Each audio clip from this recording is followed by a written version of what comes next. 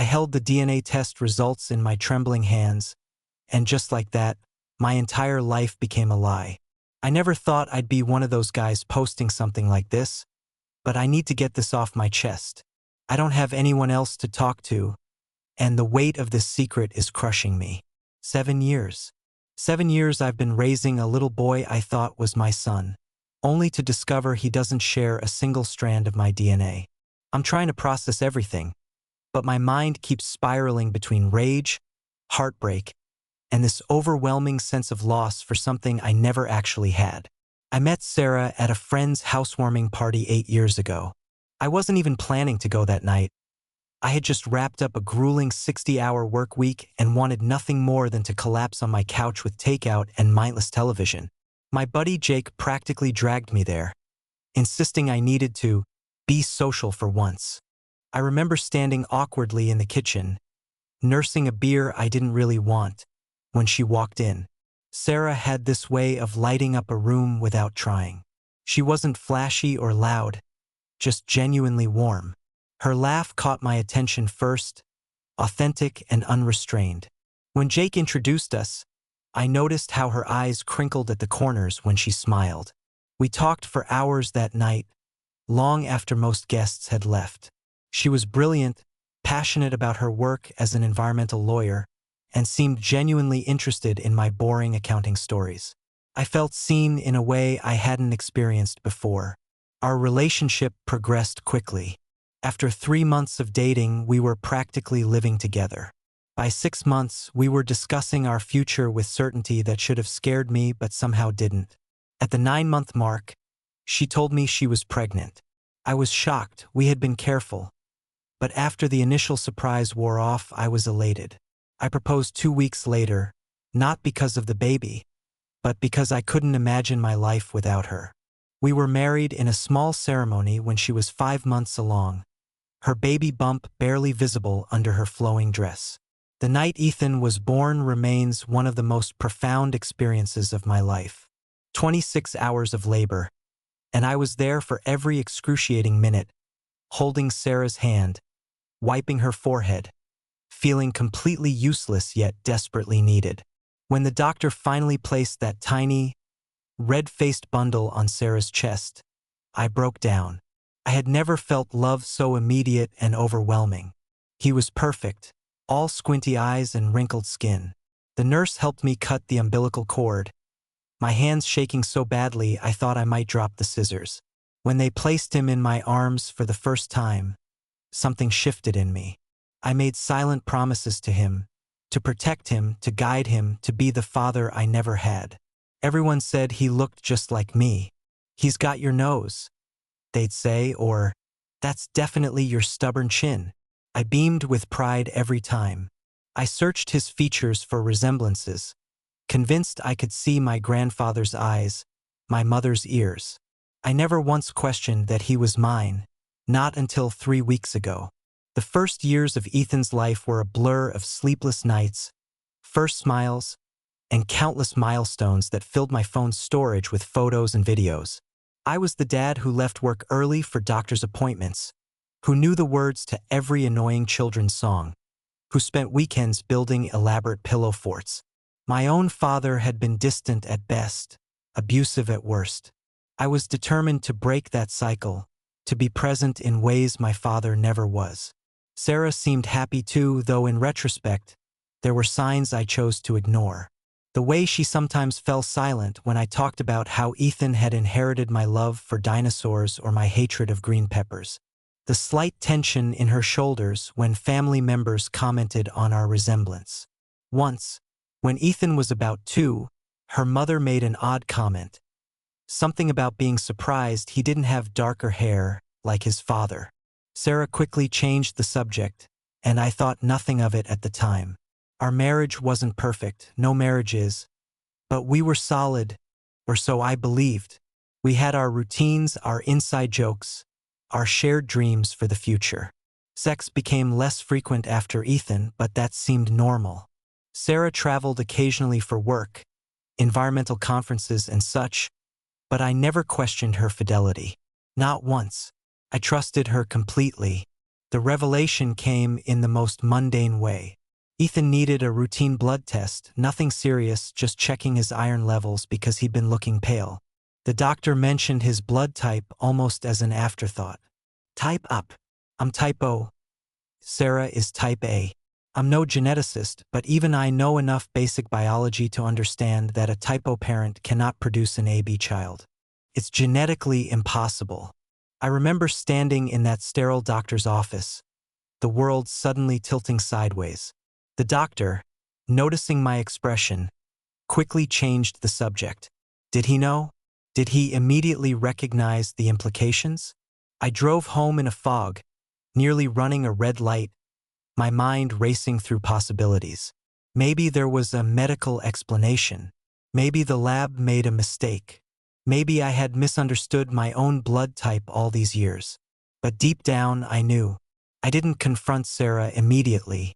Instead, I ordered a home DNA test kit, telling her it was for a family tree project I was working on. She didn't question it. I swabbed both Ethan's cheek and mine while Sarah was at work, carefully following the instructions with shaking hands. The 2 weeks waiting for results were the longest of my life. I barely slept. I could hardly eat. Sarah noticed my distraction but attributed it to stress at work. I let her believe that. When the email notification came, I locked myself in our home office to open it. Probability of paternity, 0%. Black and white, clinical, devastating. I read those words over and over, as if repetition might somehow change their meaning. A strangled sound escaped my throat. Not quite a cry, not quite a laugh, just raw, primal anguish.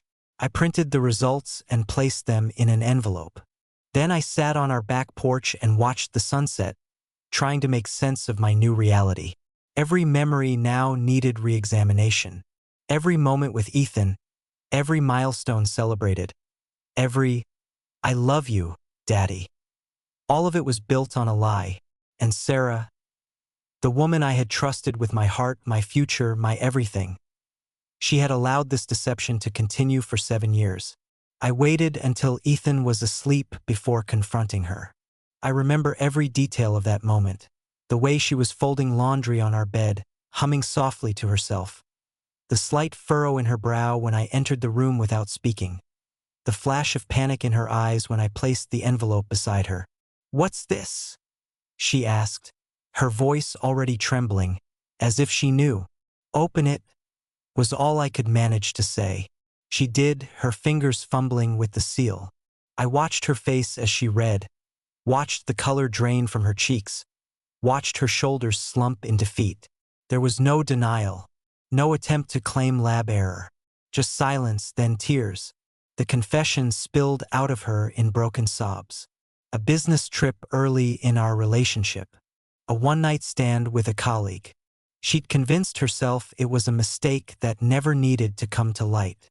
When she discovered she was pregnant, she calculated the dates and believed or wanted to believe that the baby was mine.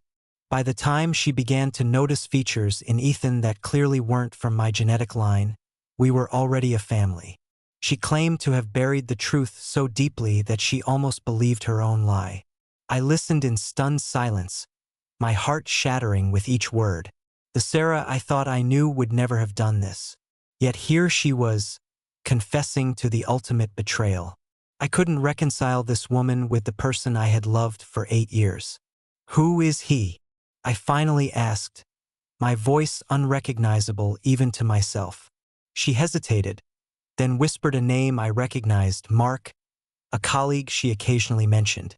He had moved across the country years ago. He had no idea, she claimed. She had never told him about the pregnancy, never reached out after that night. Does anyone else know? My mind was racing through every interaction with her friends, her family. Had they all been laughing behind my back? Had I been the only one fooled? "No one," she insisted, though I'm not sure I believe her. How could her mother's comment about Ethan's hair have been coincidental? I left the house that night, checked into a motel, and turned off my phone. I needed space to think without Sarah's tears and explanations. I lay on that lumpy mattress until dawn, staring at the water-stained ceiling, trying to untangle my feelings. I was angry. God, was I angry? But the anger was tangled with a deeper grief. I wasn't just mourning the end of my marriage, but questioning the validity of the most important relationship in my life, my bond with Ethan. Because here's the gut-wrenching truth I've been grappling with. Biologically, Ethan isn't my son. But in every other way that matters, he is.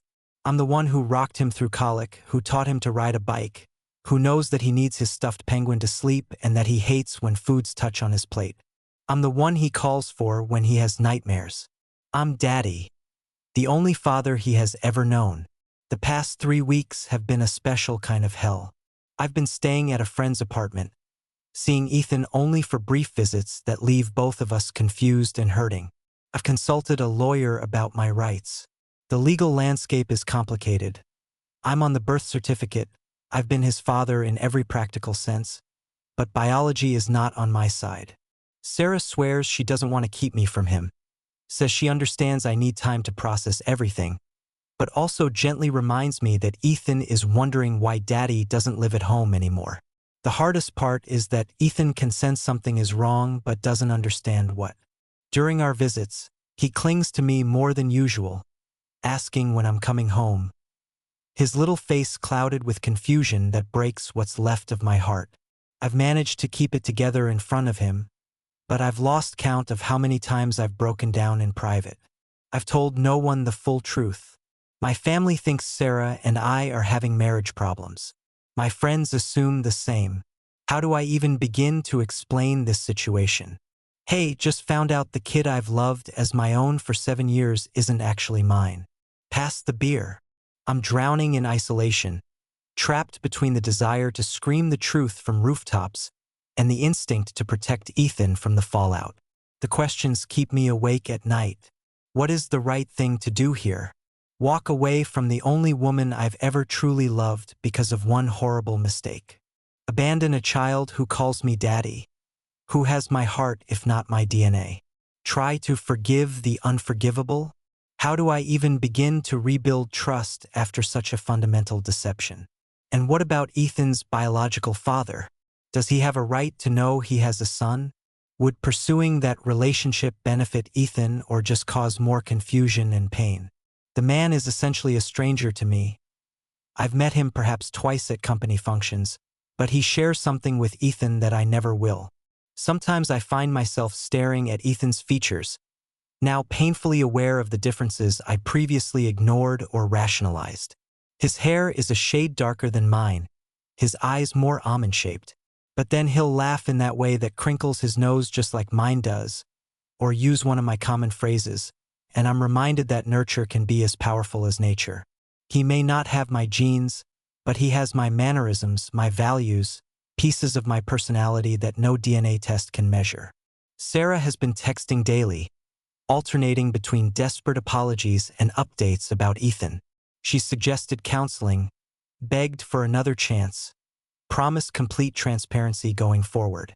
Part of me wants to believe her, wants to find a path back to the life we had. But another part wonders if I could ever look at her without seeing the betrayal, if every future disagreement would resurrect this pain. I took Ethan to the park yesterday, just the two of us. We played on the swings, fed the ducks, got ice cream that dripped down our fingers in the afternoon sun. He asked, with the direct simplicity of a 7-year-old, "Are you and Mommy getting a divorce?"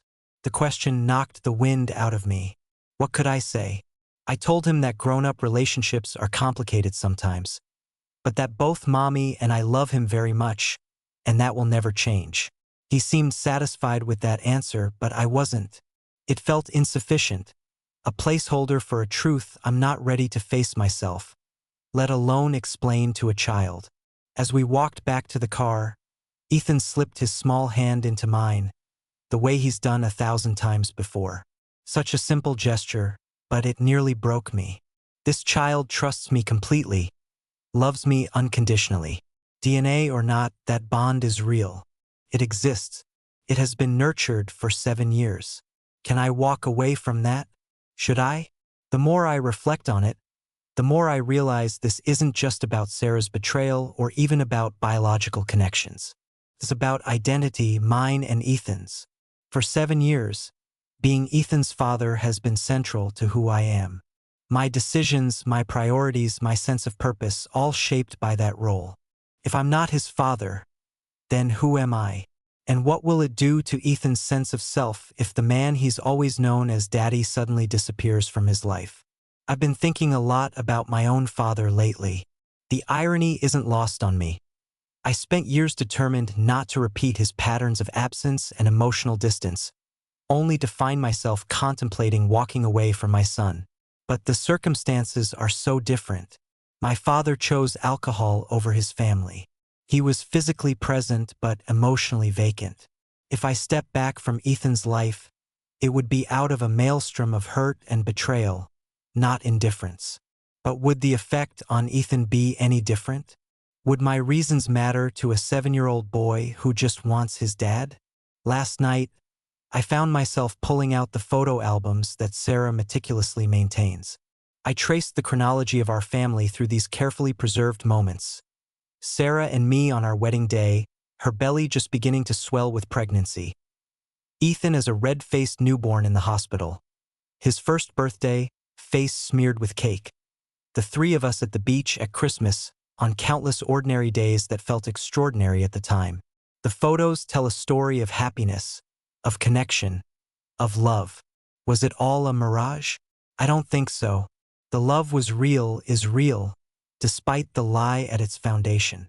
Sarah did betray me in the worst possible way, but I don't believe our entire relationship was a sham. I saw genuine joy in her eyes when we built our life together, genuine love when she watched me with Ethan.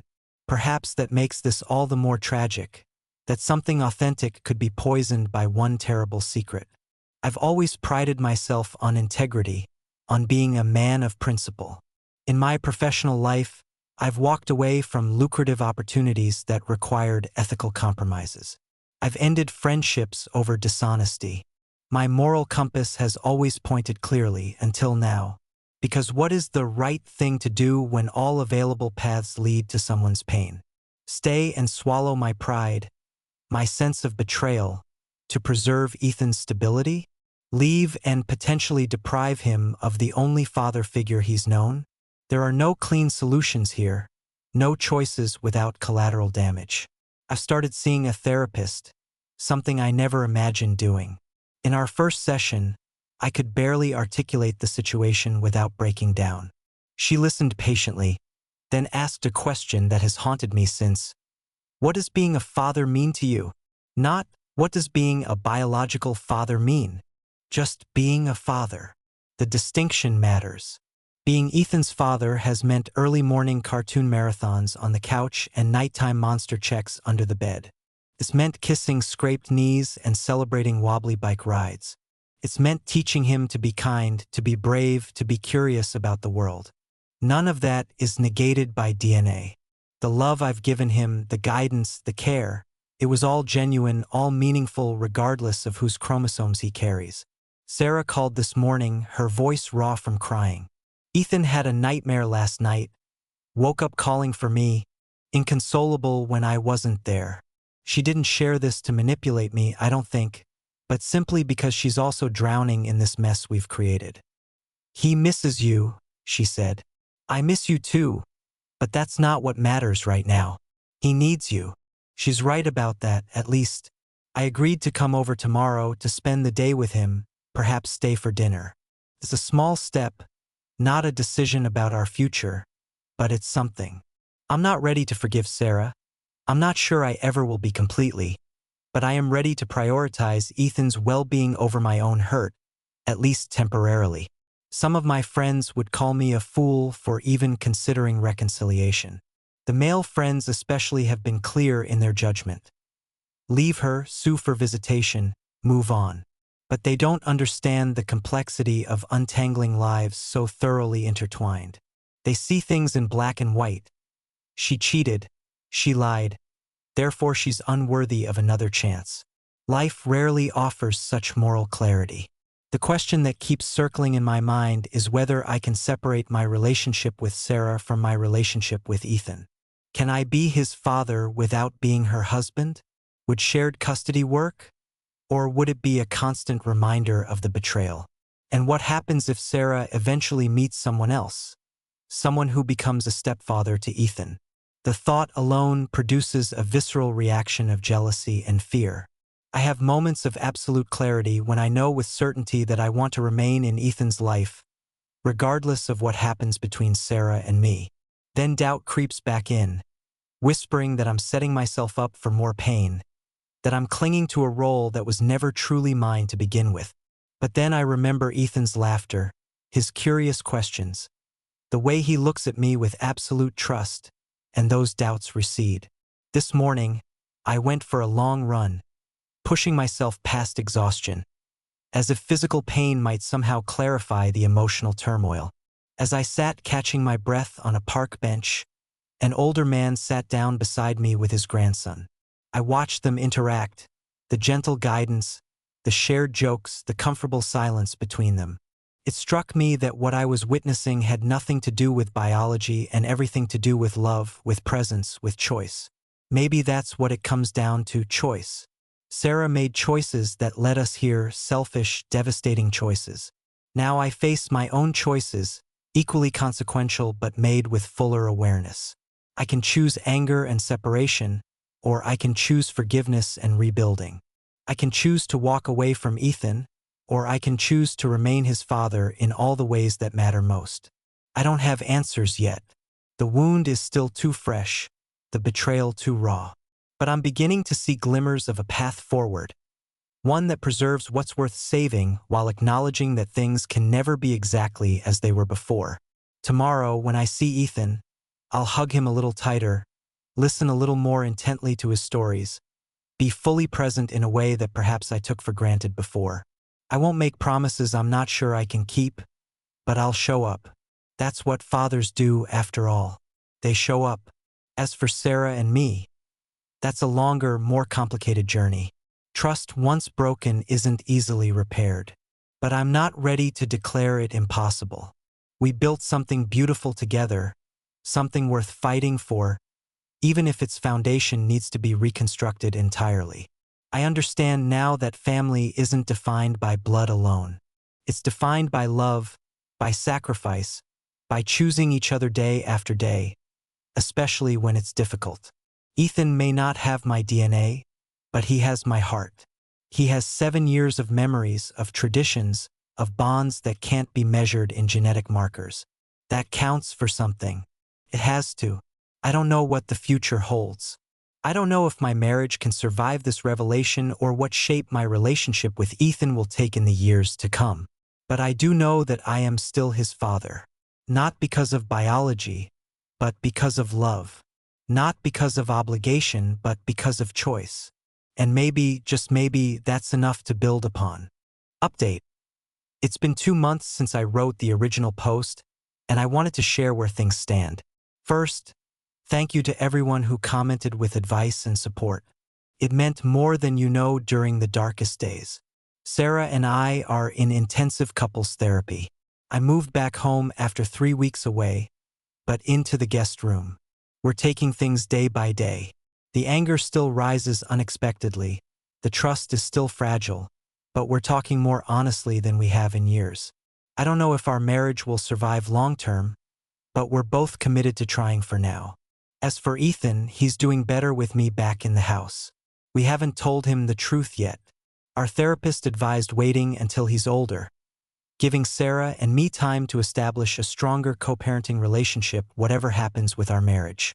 I struggle with this sometimes, the continued deception, but I understand the reasoning. The most unexpected development came last month when I decided to reach out to Mark, Ethan's biological father. Sarah was against it initially but eventually supported my decision. We met for coffee, just the two of us. It was one of the strangest conversations of my life, but necessary. He was shocked, of course, asked for proof, which I provided. After the initial disbelief, he asked thoughtful questions about Ethan. His health, his personality, his interests. He didn't immediately demand involvement in Ethan's life, which I respected. We've since had several conversations about how to proceed. He lives across the country, is married with 2 young children of his own. He's expressed interest in meeting Ethan eventually, but agrees this needs to be handled with extreme care and professional guidance. For now, we're taking it slow, prioritizing Ethan's emotional well-being above all else. I won't pretend I'm healed. I won't pretend our family is whole again.